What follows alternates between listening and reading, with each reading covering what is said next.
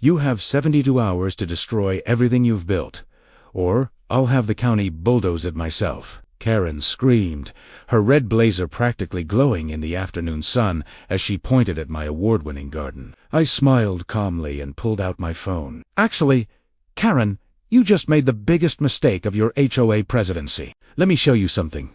I was kneeling in my backyard garden, carefully pruning my Japanese maple trees, when I heard the distinctive click of designer heels on my stone pathway. I didn't need to look up to know who it was. Only one person in Willowbrook Estates walked with that particular combination of entitlement and rage.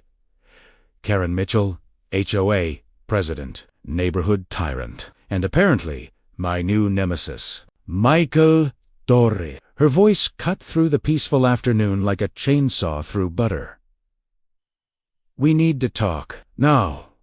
I took my time standing up, brushing the soil from my knees, and only then did I turn to face her. Karen stood there in her signature outfit, blonde hair shellacked into an aggressive bob, red glasses perched on a nose like a weapon, and that crimson blazer that she wore, like armor to every HOA meeting. Her face was already flushed with anger, and I hadn't even said a word yet.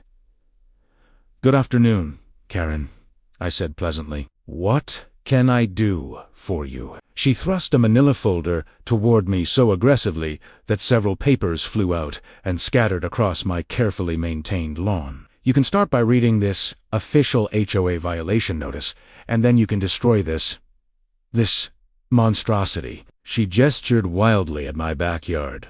I looked around at what she was calling a monstrosity. My garden was my pride and joy, the culmination of 40 years as a landscape architect, and 5 years of retirement dedicated to creating something beautiful. Terraced beds of native wildflowers cascaded down the gentle slope of my property. 3 Japanese maples provided shade and stunning fall color. A small koi pond reflected the sky, surrounded by river stones I'd collected from all 50 states during my career. Butterfly bushes attracted monarchs and swallows. A living trellis of clematis and honeysuckle created a natural privacy screen along my fence line. It was featured in Sustainable Gardens monthly magazine just last month. The local garden club had given it their Excellence in Ecological Landscaping Award, and May's children from the elementary school had come on a field trip to learn about native plant ecosystems. "I'm sorry, Karen, but I'm not sure what violation you're referring to," Primeta Saeed calmly, bending down to pick up the scattered papers. "Section 7, Paragraph 12, of the Willowbrook Estates.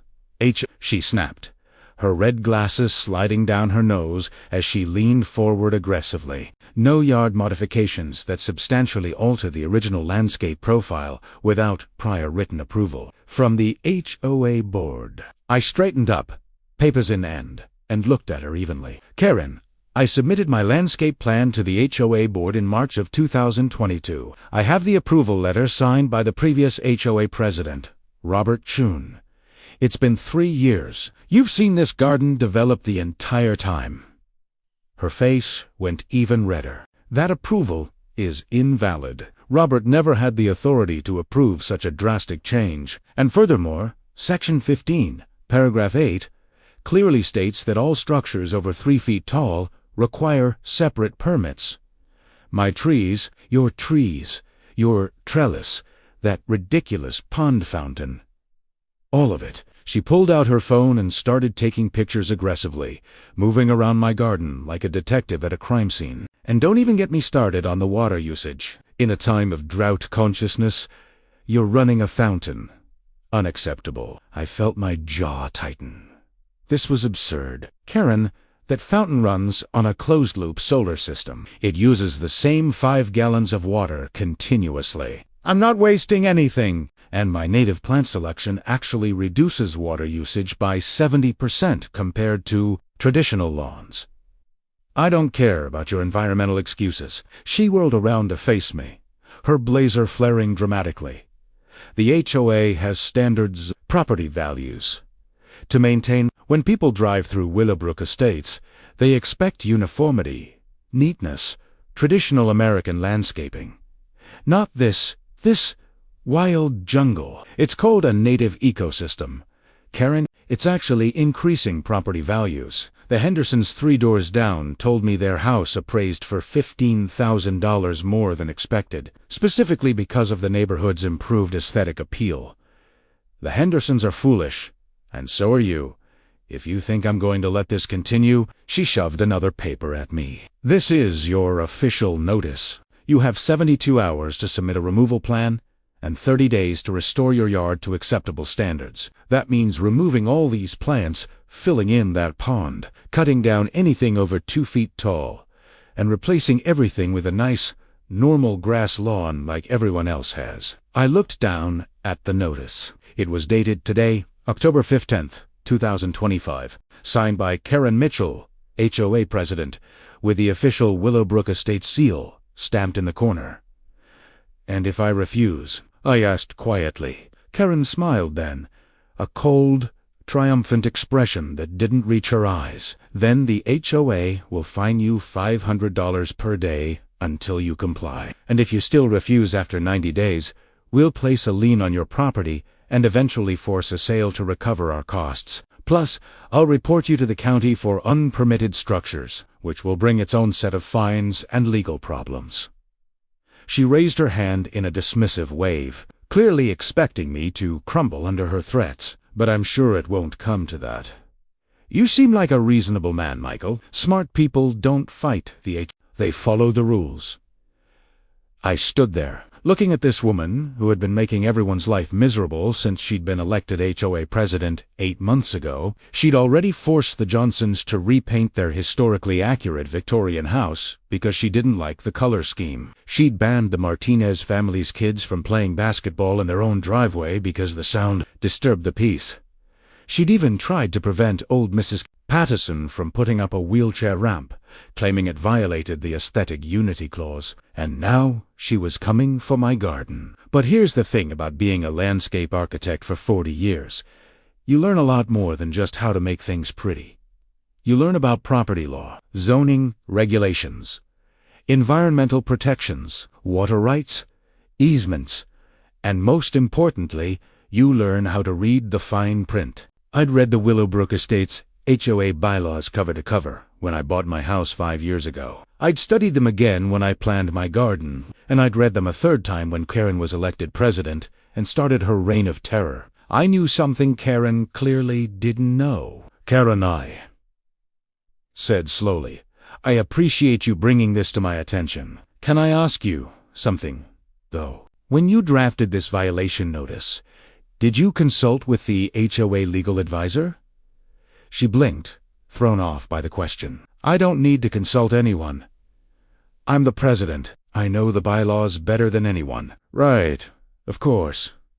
I nodded thoughtfully. "And when you determined my garden violated Section 7, Paragraph 12, did you happen to notice the amendment that was passed in January of 2023? Her confident expression flickered for just a moment. "What amendment?" "The one that specifically exempts native plant ecosystems and sustainable landscaping from the landscape modification restrictions, provided they're designed by a certified professional and approved by the county's environmental board." I pulled out my own phone, which mine was. "I have the certification right here, signed by County Environmental Director Patricia Vasquez in April of 2022. Karen's face went from red to purple. That doesn't matter. The structures still require permits." "You're right," I agreed, "which is why I have permits for the pond, the trellis, and the stone retaining walls, all approved by both the county and the original HOA board. Would you like to see them?" "You're lying." She practically shrieked the words. "You're just making this up to avoid compliance." I held up my hand calmly. "Karen, I'm not lying, and I'm not trying to create problems. But I did my homework. Every single element of this garden is completely legal and fully compliant with both county law and HOA regulations, as they currently exist." She stood there, breathing hard, her hands clenched into fists. For a moment, I thought she might actually hit me. Instead, she raised her hand again and pointed one red-nailed finger directly at my face. "You think you're so smart, don't you? You and your approvals and your permits and your environmental certifications."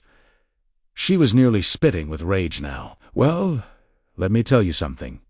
Michael Torres, I am the HOA president, and what I say goes in this neighborhood. I will find a way to make you remove this garden, even if I have to rewrite every single bylaw myself.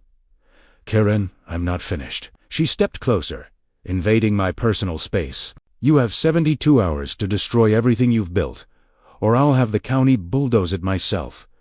I have connections. I have power. You have no idea who you're dealing with. That's when I smiled and pulled out my phone. Actually, Karen, you just made the biggest mistake of your HOA presidency. Let me show you something. I turned my phone screen toward her. On it was a video recording. The entire conversation we'd just had, captured in perfect high-definition audio and video by the security camera I'd installed in my garden 3 months ago, right after Karen had been elected, and I'd seen how she operated.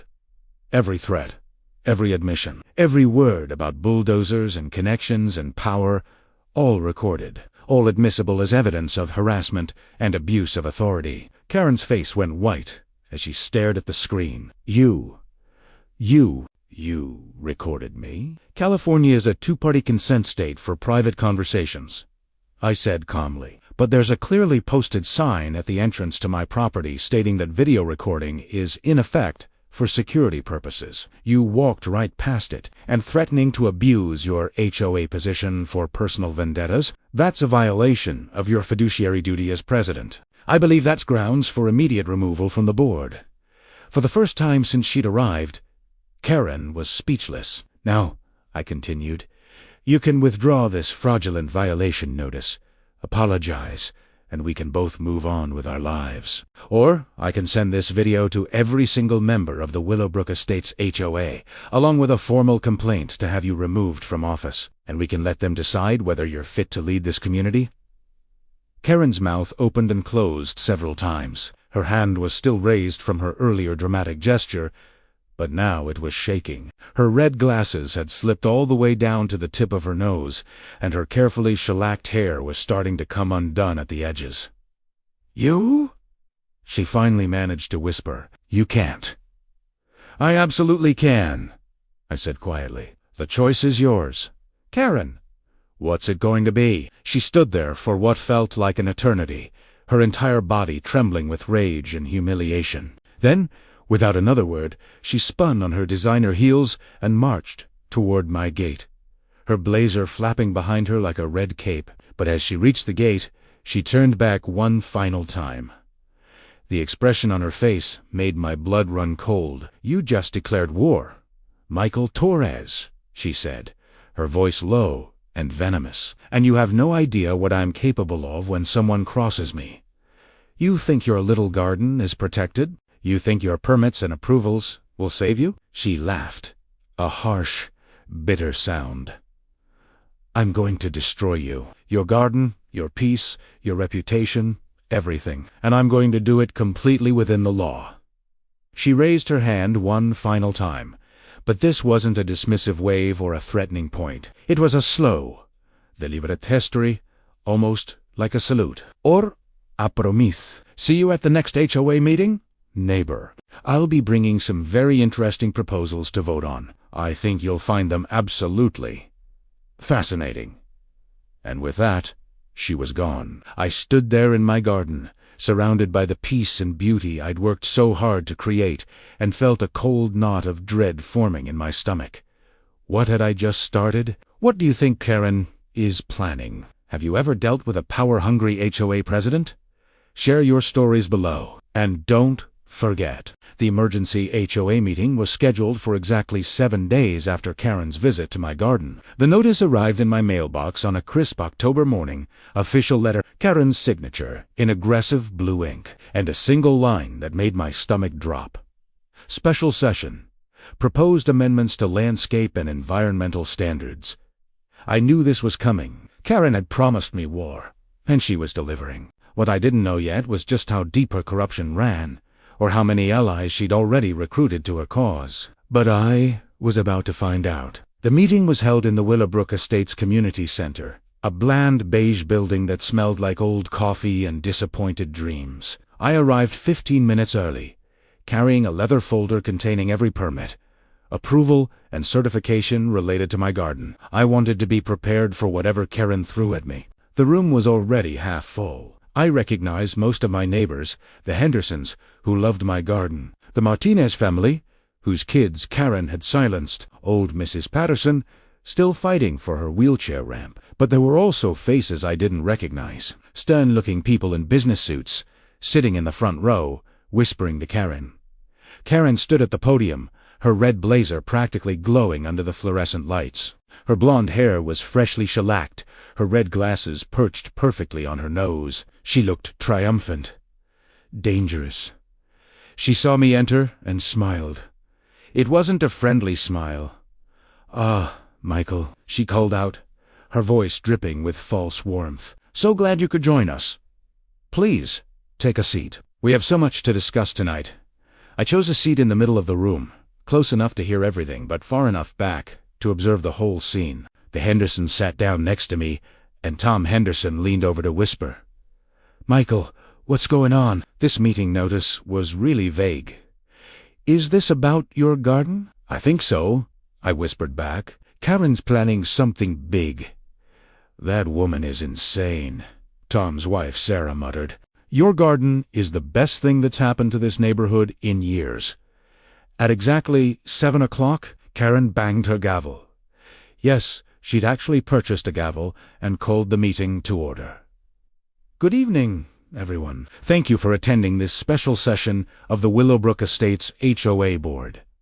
She adjusted her glasses and picked up a thick stack of papers. "Tonight, we're going to address a serious issue that affects the safety, property values, and aesthetic integrity of our entire community." She paused dramatically, letting her words sink in.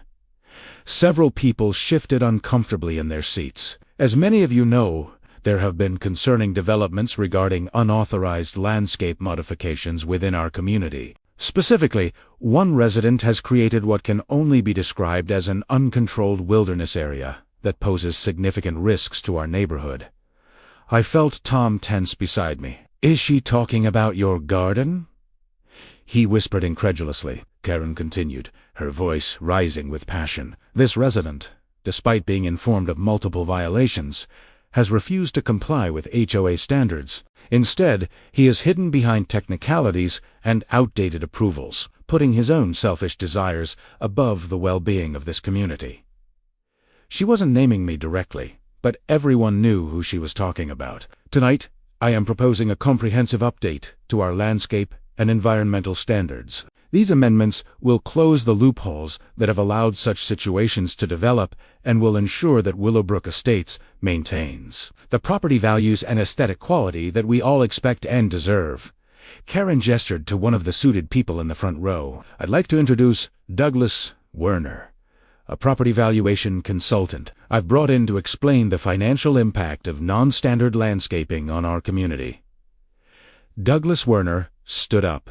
He was a thin man with slicked-back hair and a briefcase that probably cost more than my monthly mortgage payment. He walked to the podium with the confidence of someone who'd given this presentation many times before. "Thank you, Karen. Ladies and gentlemen, my firm has conducted extensive research on the impact of unconventional landscaping on residential property values. The data is clear and concerning."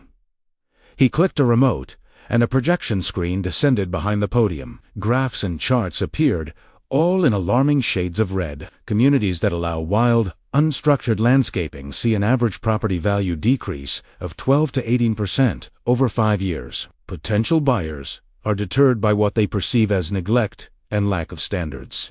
Furthermore, insurance companies often raise premiums for homes adjacent to properties with ponds, believing them to be attractive nuisances that increase liability. I couldn't believe what I was hearing. These statistics were completely fabricated. I'd seen dozens of studies showing the exact opposite, that native landscaping and ecological design increased property values. Tom raised his hand. "Excuse, Mr. Werner, but my house was just appraised $15,000 higher than comparable homes in similar neighborhoods." The appraiser specifically cited the improved aesthetic appeal of the area, including Michael's garden, as a contributing factor. Douglas Werner smiled condescendingly. Individual appraisals can be influenced by many factors. Sir, I'm talking about long-term market trends, based on thousands of data points. Can you share your data sources? I called out from my seat. Werner's smile flickered. The full report is proprietary, but I assure you it's based on industry-standard methodology. That's not an answer, I pressed. Who funded this study? What communities were included in your analysis? Karen banged her gavel. Michael, you're out of order. We're not here to interrogate our expert consultant. We're here to vote on important amendments that will protect our community. Amendments you haven't even shared with us yet. Sarah Henderson pointed out. The meeting notice didn't include any details about what you're actually proposing. Karen's smile tightened. The amendments are being distributed now.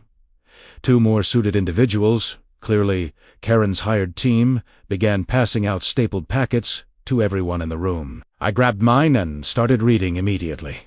It was worse than I'd imagined. The proposed amendments weren't just targeting my garden. They were a comprehensive assault on any homeowner who wanted to do anything remotely creative or environmentally conscious with their property. Amendment 1. All landscape modifications must conform to traditional residential aesthetic standards, as defined by the HOA board. Translation: Karen could reject anything she personally didn't like. Amendment 2. No plants taller than 6 feet could be planted within 50 feet of any property line. Translation: my Japanese maples would have to go. Amendment 3. All water features must be pre-approved and could be no larger than 3 feet in diameter. Translation: my koi pond was now illegal. Amendment 4. Native plant ecosystems were specifically excluded from the previous environmental exemption. Translation: the loophole I'd used to protect my garden was being closed. Amendment 5. All existing non-compliant landscaping must be brought into compliance within 90 days, or face fines of $200 per day. Translation: I had 3 months to destroy everything I built, or Karen would bankrupt me. But the worst part was Amendment 6. Any homeowner who challenged HOA violations through legal action would be subject to immediate financial penalties and potential foreclosure proceedings to recover HOA legal costs. Translation: if I fought back, Karen would take my house. I looked up from the packet, my mind racing. This wasn't just about my garden anymore. This was Karen establishing herself as a dictator, eliminating any possibility of resistance from anyone in the community. And from the looks on my neighbors' faces, they were just beginning to understand what was happening.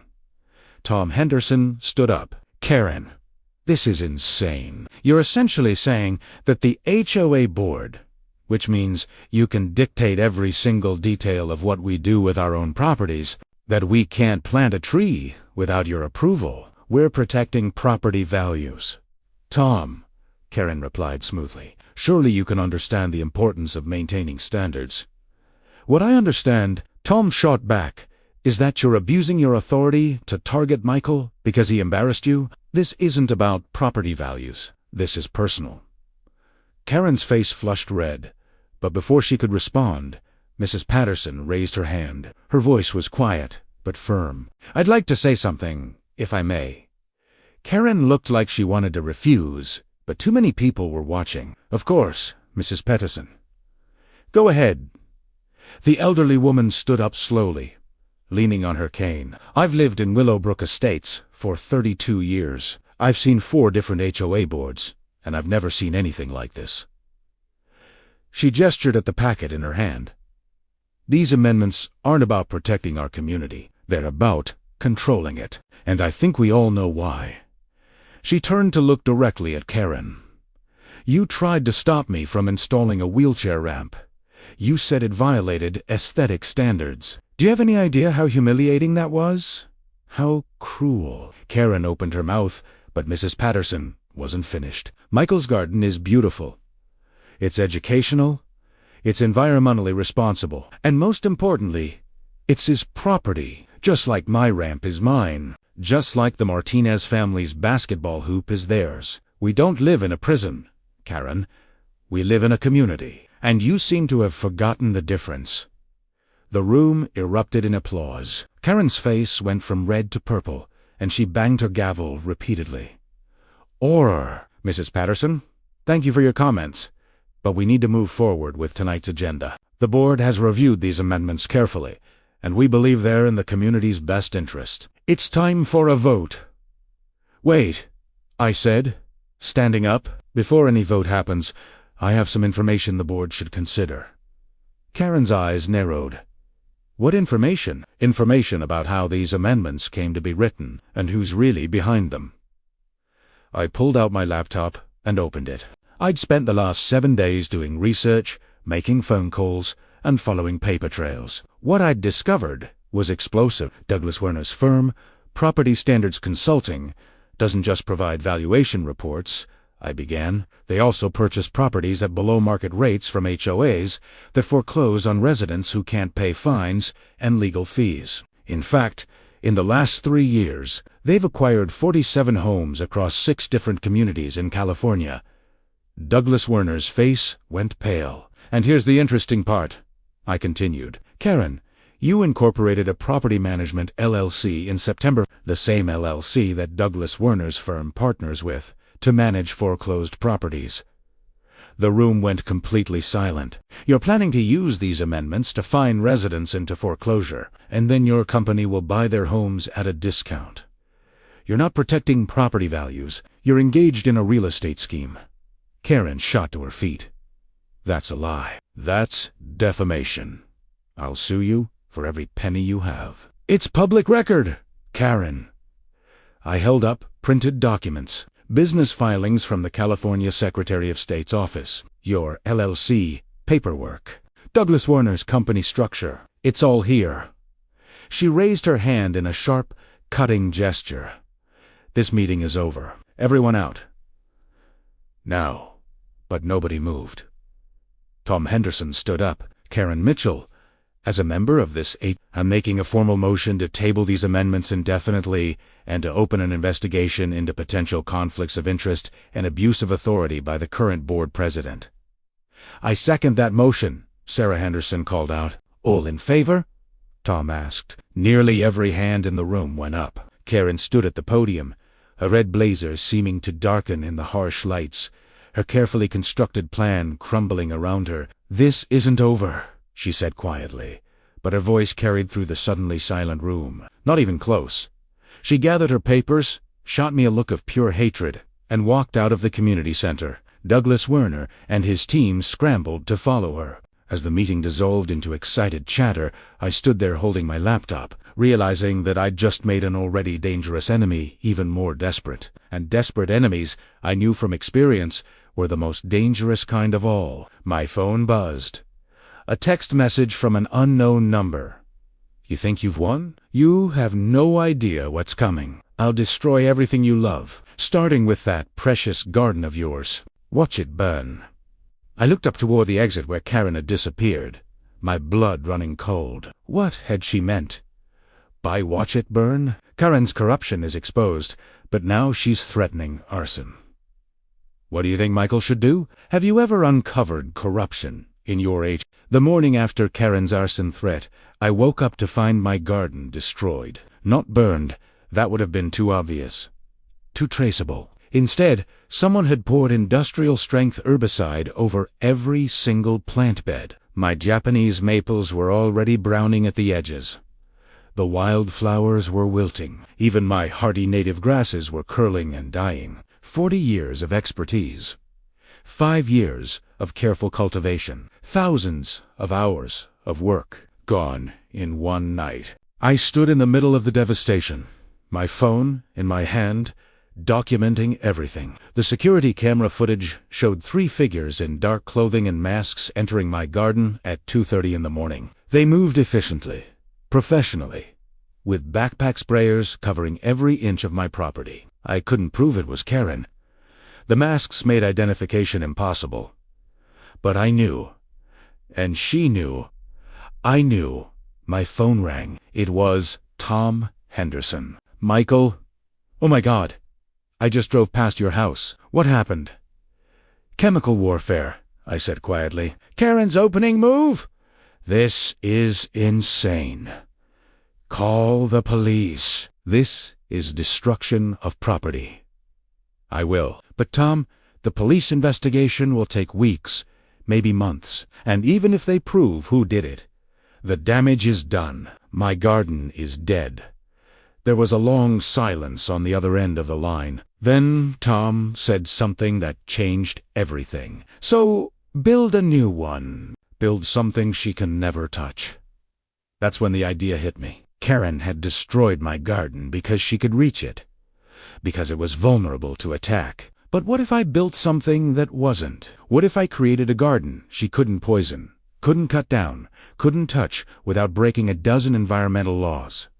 What if I built a living wall? I spent the next 3 days in my home office, sketching designs, researching precedents, and making phone calls to every contact I'd made during my 40-year career. By the end of day 3, I had a plan that was brilliant, legal, and absolutely unstoppable. The key was understanding property law and environmental protection regulations that most people, including Karen, knew nothing about. My property had a natural drainage easement running along the back boundary. This easement was protected by county environmental codes because it prevented erosion and flooding in our area. Any vegetation along this easement couldn't be removed without county approval and extensive environmental impact studies. So I was going to plant a forest. Not just any forest.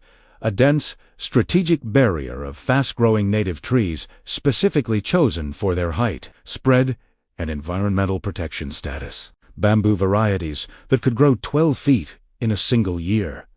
Native willows that thrived in drainage areas. California sycamores that could reach 80 feet tall. Coast live oaks protected by state preservation laws. And the beautiful part, every single species I'd chosen was not only legal to plant in drainage easements, it was actually encouraged by environmental protection agencies. The county would probably give me an award for it, but I needed to move fast. Karen would try to stop me the moment she figured out what I was doing. I called Patricia Vasquez, the county environmental director who'd approved my original garden. Patricia, I need an emergency permit for erosion control and habitat restoration on my drainage easement. How fast can you process it? For erosion control? That's a priority permit. Michael, I can have it approved in 48 hours if you submit today. What happened to your beautiful garden? I told her everything. The herbicide attack. The footage. Karen's corruption scheme. Patricia was silent for a long moment. That woman needs to be stopped. Send me your planting plan. I'll make this happen. 47 hours later, I had my emergency permit. More importantly, I had ironclad environmental protection for anything I planted in that easement. Karen couldn't touch it without violating federal, state, and county environmental laws. The trees arrived on a Saturday morning. 2 large nursery trucks carrying 50 mature specimens and 200 saplings. I'd called in every favor I had, and several of my old landscape architecture colleagues had volunteered to help with the installation. We had the entire living wall planted in 6 hours. Karen noticed, around hour 3, I was directing the placement of a particularly large California sycamore when I heard her voice shrieking from the street. What do you think you're doing? Stop immediately. This is an HOA violation. She came storming into my yard, red blazer blazing, red glasses flashing in the sunlight. But she stopped short when she saw the scale of what we were doing. The massive root balls being lowered into prepared holes, the industrial irrigation system being installed, the crews of professional landscapers working with military precision. Michael Torres, this is illegal. You don't have permission from the HOA board. I climbed down from the equipment platform, permit folder in hand, and walked over to her with a smile. Actually, Karen, I don't need HOA permission. This is a county-mandated erosion control and environmental restoration project in a protected drainage easement. The HOA has no jurisdiction over environmental compliance issues. I held out the permit. She snatched it from my hand and started reading, her face going from red to white to purple in the space of 10 seconds.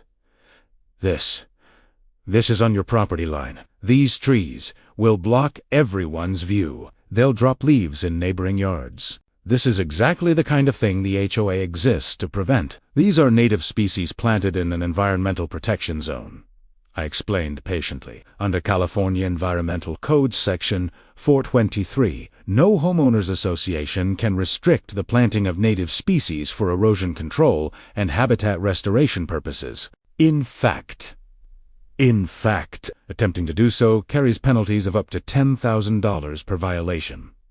Karen's hands were shaking as she held the permit. How tall will these get? The sycamores, about 70 to 80 feet. The live oaks will top out around 60 feet. The bamboo variety should hit 20 feet by next spring. And before you ask, yes, they're all completely legal. And no, there's nothing you can do about it. She looked up from the permit to the line of trees being planted. 10 back to me. For the first time since I'd met her, Karen Mitchell looked genuinely defeated.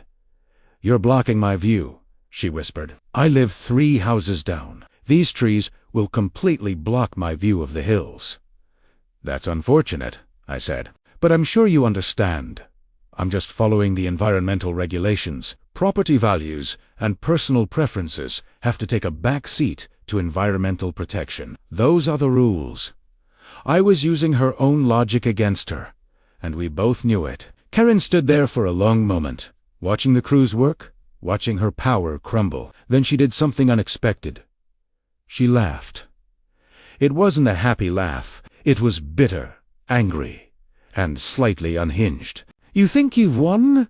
She said quietly. You think this little tree project makes you safe? But you have no idea what I'm capable of, Michael. You destroyed my reputation. You exposed my business plans. You turned the entire neighborhood against me. She raised her hand and pointed at the growing forest along my property line. So now I'm going to destroy you. Not your garden, not your trees. You. Personally. Professionally. Completely. How? I asked, genuinely curious. You've already played your cards, Karen. Your corruption is exposed. Your amendments were rejected. You're probably going to be voted out at the next board meeting. What else can you possibly do? Karen's smile was chilling. I still have 7 weeks before the next board meeting, and I still have access to HOA funds, HOA records, and HOA authority. Do you know what I found when I went through the architectural review files? Michael, my stomach dropped. Your house, she continued, her voice taking on a sing-song quality, was built in Back then, the permits were handled very casually. I found some interesting discrepancies between your original building permits and the current structure. Room additions that were never properly documented. Electrical work that doesn't match city records. A converted garage that might not be up to code. Those modifications were done by previous owners decades ago, I protested. I bought the house as is. Doesn't matter, Karen said cheerfully. Under county code, the current owner is responsible for bringing any unpermitted work into compliance, and the fines for unpermitted modifications. They start at $5,000 per violation and go up from there. I've already filed complaints with the county building department. I've identified at least 8 separate violations. She pulled out her phone and showed me a series of official-looking forms. By my calculation, you're looking at around $40,000 in fines, plus the cost of permits, inspections, and bringing everything up to current code. That's probably another $30,000 to $40,000. So let's call it $80,000 total.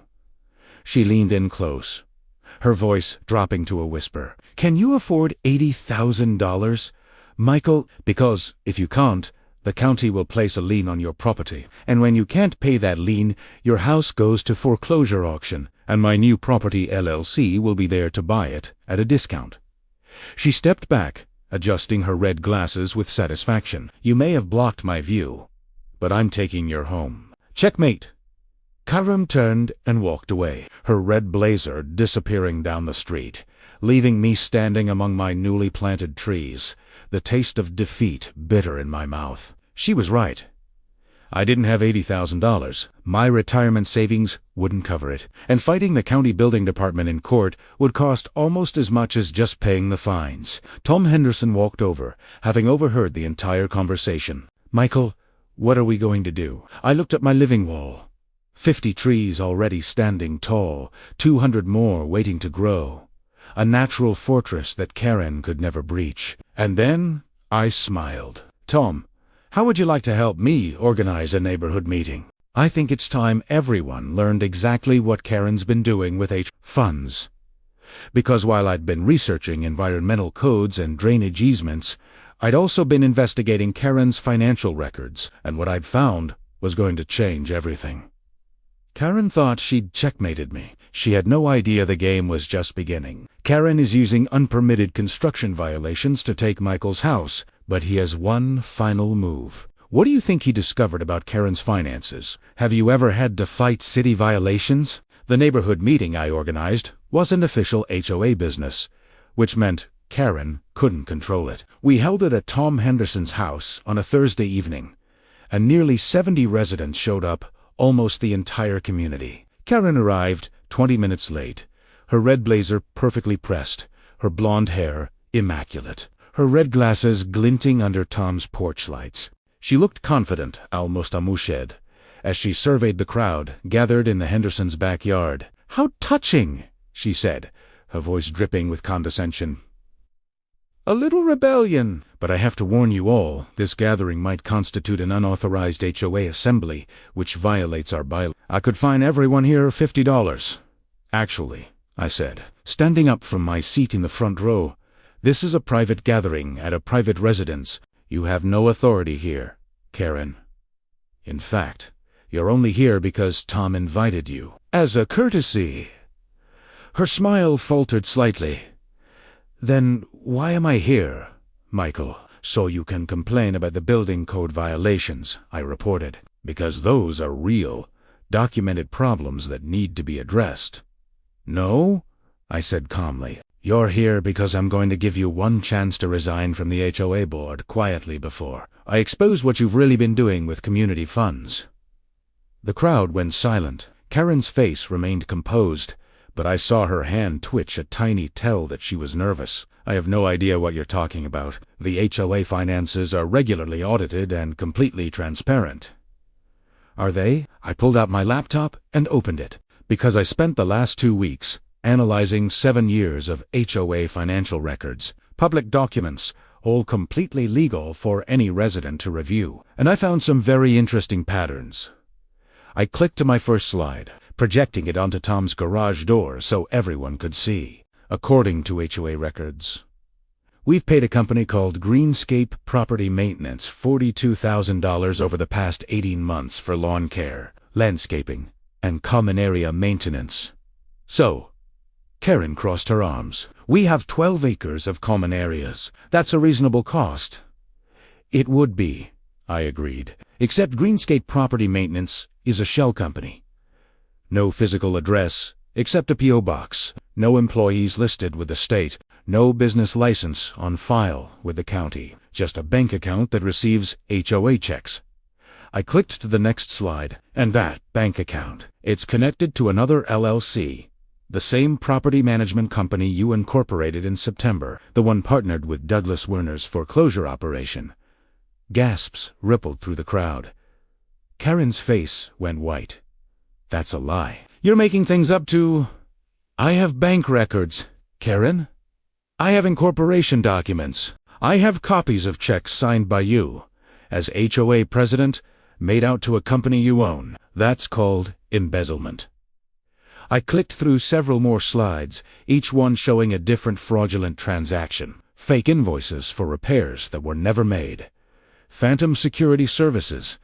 Inflated landscaping costs. Over the past 18 months, Karen had stolen nearly $65,000 from the "You've been systematically draining the HOA reserves," I continued, "while using your position to create violations and fine residents. The fines go into HOA funds, which you then steal through your fake companies.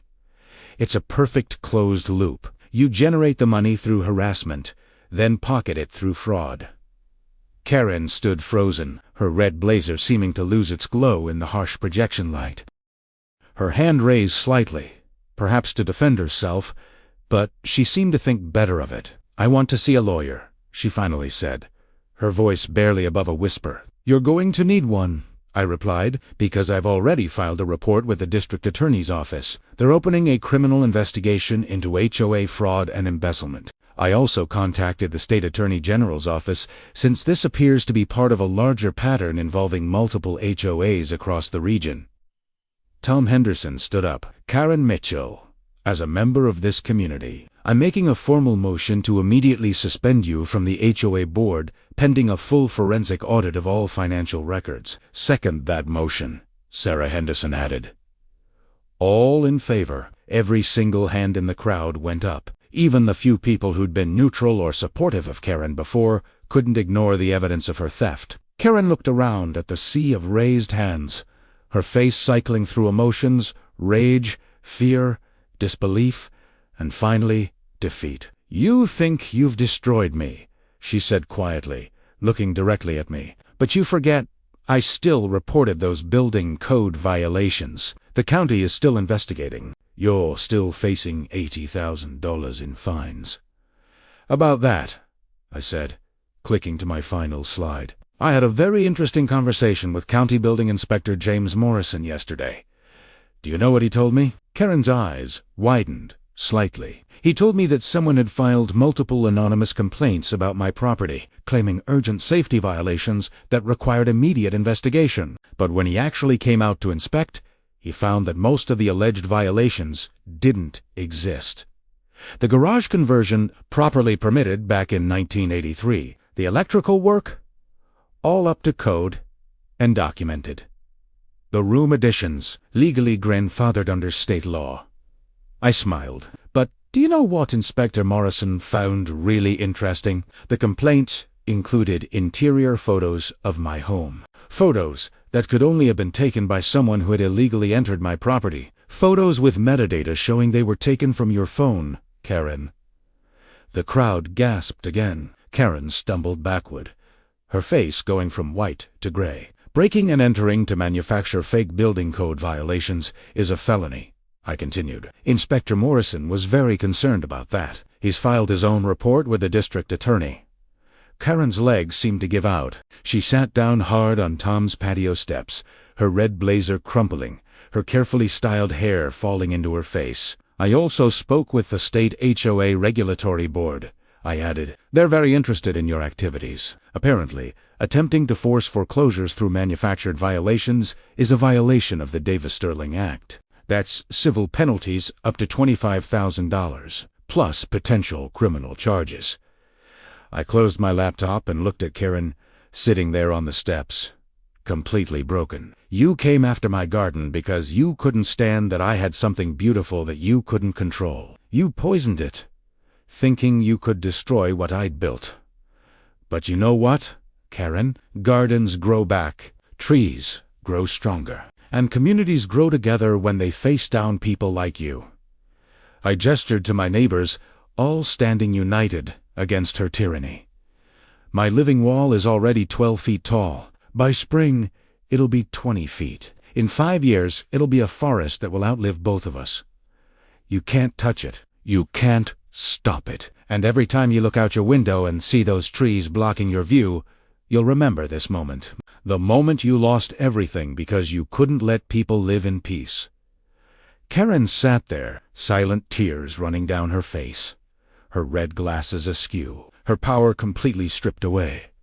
Mrs. Pedersen walked over and looked down at Karen with something that might have been pity. You could have been a good HOA president. The elderly woman said softly, you could have helped people, built community, made this neighborhood better. Instead, you chose cruelty and greed. I hope it was worth it. 2 weeks later, Karen resigned from the HOA board. The criminal investigation resulted in charges of embezzlement, fraud, and breaking and entering. She pleaded guilty to avoid trial and was sentenced to 80 months in county jail and ordered to pay full restitution to the HOA, nearly $68,000, plus interest and penalties. Her property management LLC was dissolved. Douglas Werner's company was investigated and shut down by the state. The foreclosure scheme they'd been running across 6 different communities collapsed, and dozens of families got their homes back. The Willowbrook Estates HOA elected Tom Henderson as the new president. His first act was to repeal all of Karen's restrictive amendments and establish new bylaws protecting homeowner rights and environmental initiatives. As for my garden, It took me 3 months to remediate the herbicide damage and replant. My living wall grew exactly as I'd predicted, a dense, beautiful barrier of native trees that provided habitat for dozens of bird species, prevented erosion, and yes, completely blocked the view from Karen's house. I was awarded the county's Environmental Excellence Award for my drainage easement restoration project. The garden club gave me their Lifetime Achievement Award, and the elementary school still brings children on field trips to learn about native ecosystems. But the best moment came 6 months after everything ended. I was working in my rebuilt garden, planting new wildflowers, when I heard a familiar voice. "Mr. Torres? Can I talk to you for a minute?" I turned around and saw Karen standing at my gate. She looked different. No red blazer, no aggressive hairstyling, no designer glasses. She wore simple jeans and a plain shirt. Her face looked older, tired, but somehow more human. "Karen," I said carefully, "what can I do for you?" She gestured hesitantly at my garden. "I just got out last week, early release for good behavior. I'm moving away, starting over somewhere else, but I wanted to come here first, to see what you rebuilt." She looked at the living wall, now towering 30 feet high, a living fortress of green. "It's beautiful," she whispered. "I was so angry when you planted it, but now I understand. You weren't trying to hurt me. You were just protecting something you loved." She raised her hand in a small wave, not aggressive, not dismissive, just human. "I'm sorry, Micah. For all of Italiano, I let power corrupt me. I forgot that we're supposed to be neighbors, not enemies, and I paid the price for that." I stood there, looking at this broken woman who'd tried so hard to destroy me, and I felt something unexpected. Forgiveness. "Karen, I hope you find peace wherever you go, and I hope you remember this. Gardens can always grow back. People can always start over. It's never too late to choose kindness over cruelty." She nodded, tears in her eyes, and walked away. I never saw her again. But every spring, when my living wall blooms with new growth, when the birds nest in the branches and the butterflies dance through the wildflowers, I remember what I learned. Sometimes the best revenge isn't revenge at all. It's building something so beautiful, so strong, so rooted in what's right, that no amount of cruelty can destroy it. My living wall stands tall. My garden thrives.